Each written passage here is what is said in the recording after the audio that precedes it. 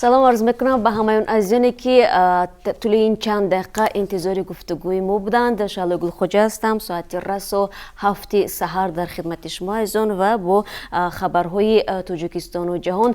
سپاس میگم به همه شما بینندگان بینیاد گرامی ما که هر صبح ما رو منتظر میشوید تا یکم شده از خبرهای تاجیکستان و جهان از رادیو آزادی آگاه شوید و من هم زیاد وقت شما رو نمیگیرم. همگی چند دقیقه و با خبرهای مهم در خدمتتان قرار خواهم گرفت. امروز دوشنبه هست، 4 فوریه، آغاز باز یک هفته نو برای آنهایی که در سر کار هستند. برای شما برای کار میخواهیم و تشکر میگم برای همراهی باری دیگر. خب چون همیشه آغاز میکنیم از وضع باد و هوا.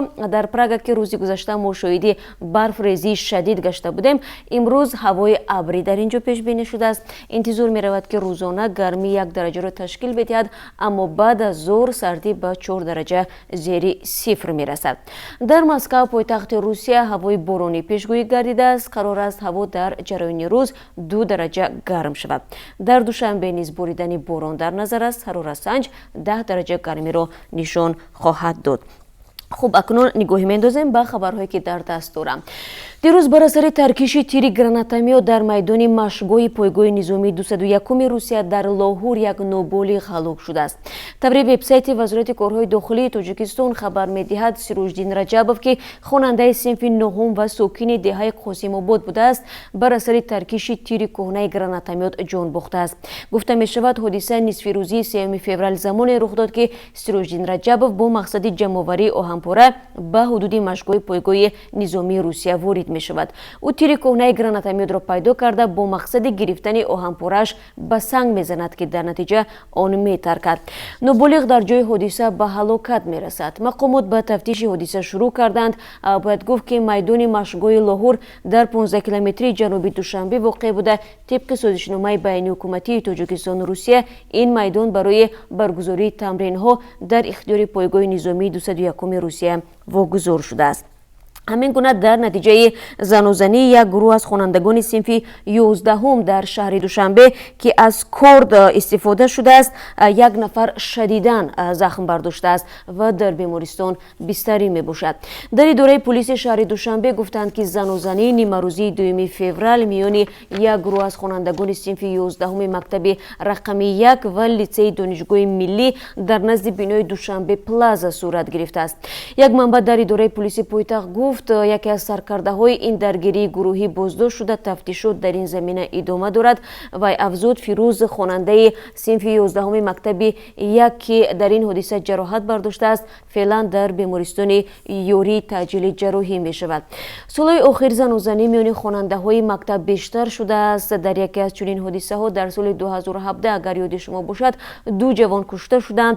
نگرانی از افزایش جنایتکاری جوانان و نابالغان در حالی است که در تاجیکستان از سال 2011 قانون مسئولیت والدان در تربیت فرزندان عمل میکند و جزا برای تربیت ناسالم فرزند برای پدر و مادران شدید شده است، ولی طوری به نظر میرسد تا هنوز چنین حادثه ها ادامه دارند.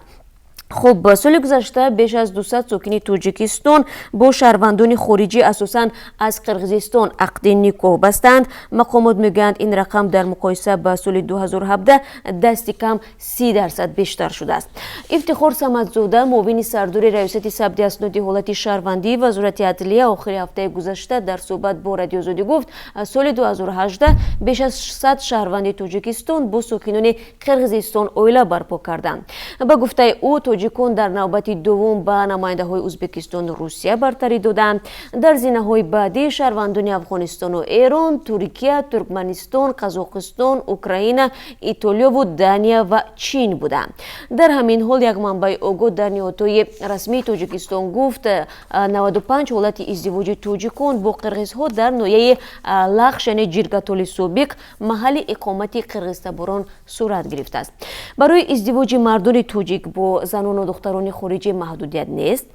اما تاجیکستان سال 2011 کودکس اویله را تغییر داد و بر اساس آن تنها شهروند خارجی میتواند با زن و دختر تاجیک ازدواج کند که نه کم از 1 سال در قلمرو کشور زیستند. این چنین پیش از ازدواج باید به همسر تاجیک خود منزل زیست بخرد و شرطنامه نکاح را امضا کند. مقامات میگویند تغییرات با هدف حمایت بیشتر از حقوق زنان تاجیک نگرانیده شده است تا بعد از همپوشی خانواده در بدر نشوند.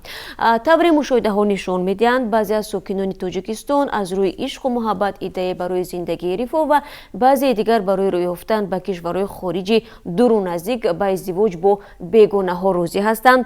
عین زمان تاجیکستان با کمبودی شدید جای کاری مناسب و مشکل اقتصادی روبروست و هر سال هزارها شهروند تاجیکستان با امید دریافت جای کار کشور را به قصد روسیه و قزاقستان ترک کرده برخی راههای رسیدن به آمریکا و اروپا و کشورهای دیگر از جمله چین رو میجویند. خب اکنون نگاه میاندازیم به خبرهای جهانی که زیادند ولی ما به طور مختصر برای شما معلومات میدیم تا اینکه شما در جریان باشید. در نتیجه صدمه یک اتوبوس حامل کودکان در ولایت کالوگا روسیه 7 نفر به هلاکت رسیدند. رسانه‌های روسیه با تکیه به وزارت حالت‌های فوق‌العاده خبر دادند که در میان قربانیان 4 کودک و 3 فرد کلانسال هستند. حادثه روز 3 فوریه رخ داده است و 32 نفر دیگر از جمله 24 کودک به شفاخانه انتقال یافتند. در اتوبوس کودکان و والدانشان بودند و شهر یارتسه و به یک آزمون رقص به شهر کالوگا می رفتند. بنا به اطلاع مقدماتی یخ سبب از راهش خارج و چپه شدن اتوبوس شده است. کمیسیون مرکزی انتخابات اوکراین قبول عریضه نامزدها برای سبقت در انتخابات پرزیدنتی 31 مارت را به انجام رساند. 83 نفر همچون نامزد پرزیدنتی عریضه نوشتند. کمیسیون مرکزی انتخابات روز 4 فوریه گفت عریضه 28 نامزد تصویب شد، 22 عریضه رد شده، درخواست 33 نامزد دیگر مورد بررسی قرار دارد. پیش بینی می شود که کمیسیون مرکزی انتخابات در روز 9 فوریه روی خط تکمیل یافته نامزدها را معرفی خواهند کرد.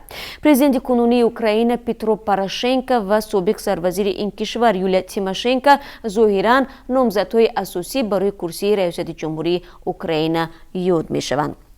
در نتیجه یک سوختور در مرکز پژوهشگاه کیهانی ایران 3 دانشمند به هلاکت رسیدند.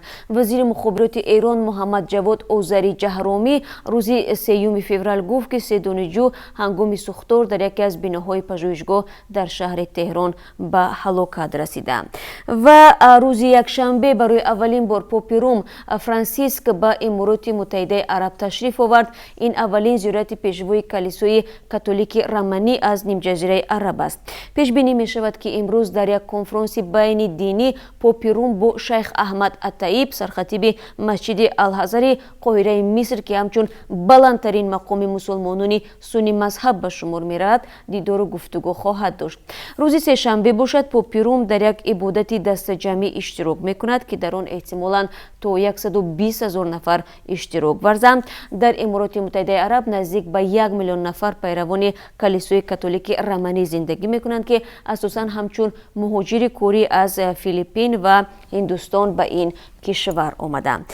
خوب بازم برمیگردیم به خبرهای تاجیکستان و اما قبل از این بار دیگر درود میفرستم به همه اون عزیزانی که همین لحظه ها به رادیو آزادی به آزادی ویدیو کانال ما در یوتیوب پیوستند و خبرها را از من شعله گل خوجه میشنوند. سپاس برای همراهی و بار دیگر تکرار میکنم که درباره قرب اسعار خارجی از جمله روبل روسی ما در پایان صحبت برای شما یادآور میشویم و همچنین از جریمه شدن آوازخوان تاجیک فیروزه حافظ و نیز برای شما خواهیم گفت.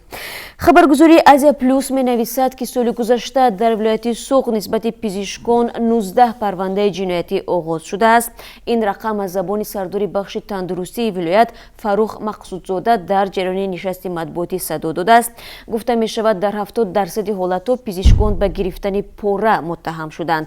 همچنین خوب اجرا نکردن وظیفه یکی از دیگر حقوق ویرانکنی ها بوده است.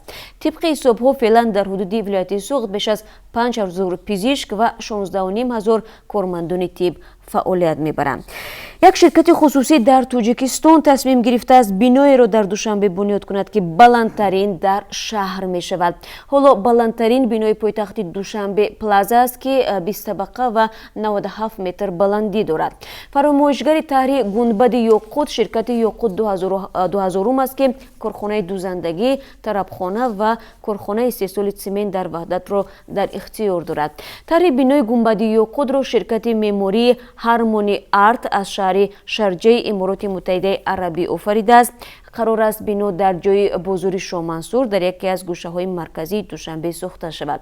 شرکت برای ساختمان اجازت مقامات را دریافت کرده است. مقامات شرکت نگفتند که ساختمان کی شروع می شود و چند سال ادامه خواهد کرد. عبدالغنی السعید، یک مسئول شرکت طراحی هارمونی آرت، روز 30 ینور در صحبت با رادیو آزادی گفت دو قبط اول بنا برای اداره و اتاقهای تجارتی پیش بینی شده است. در آشیانه اول همچنین شفاخانه و باغچه کودکان جایگیر می شود. 24 آشیانه باقی مانده خانه های استقامتی هستند.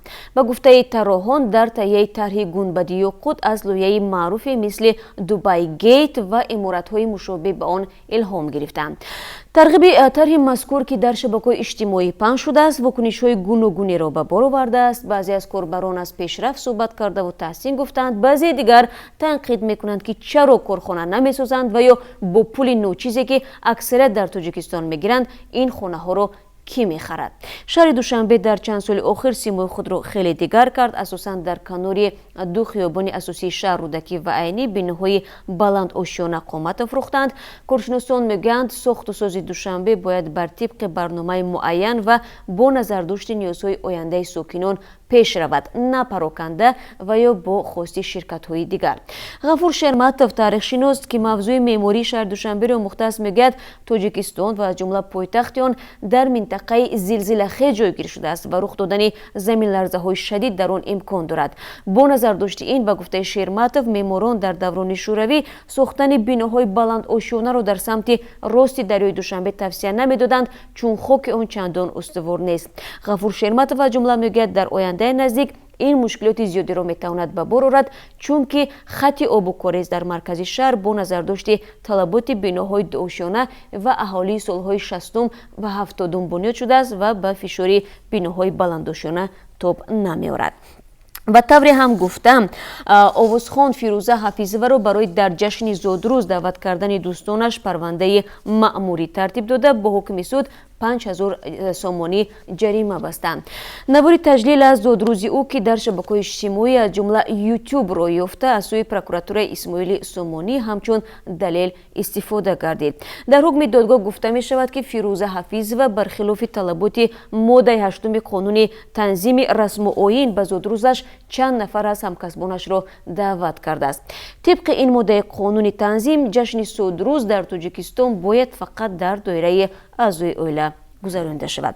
و در این قسمتی صحبت نگاهی میاندازیم به قرب اسعار خارجی. طبق قرب اسعار خارجی برای امروز که از سوی بانک ملی مقرر شده است، $1 9 سامانی و 43 درم، 1 یورو 10 سامانی و 82 درم و 1000 روبل روسی برابر است به 143 سامانی و 70 درم، یعنی نسبت به روزهای قبل قرب روبل روسی اندکی بلندتر شده است. خب این چند خبری بود که من خواستم در صبح بر وقت برای شما بگم، اما خبرهای زیادی از این هم هست که من در جریان روز یعنی در تقدیم سرخط موضوعها و همه گونه در برنامه خبری با ویدیو گزارشو برای شما پیشنهاد خواهیم کرد. اما تا اون زمان اگر شما هر خبر عاجل دارید و یا نواری فوری دارید و میخواهید با دیگران در میان بگذارید، لطفاً با ایمو، وایبر، واتساپ و تلگرام رادیو آزادی با رقم پلوس 420 724 05 66 81 با ما بفرستید و ما حتما اون رو پیگیری خواهیم کرد. تا صحبت بعدی خدا نگهدار و روز خوب داشته باشید.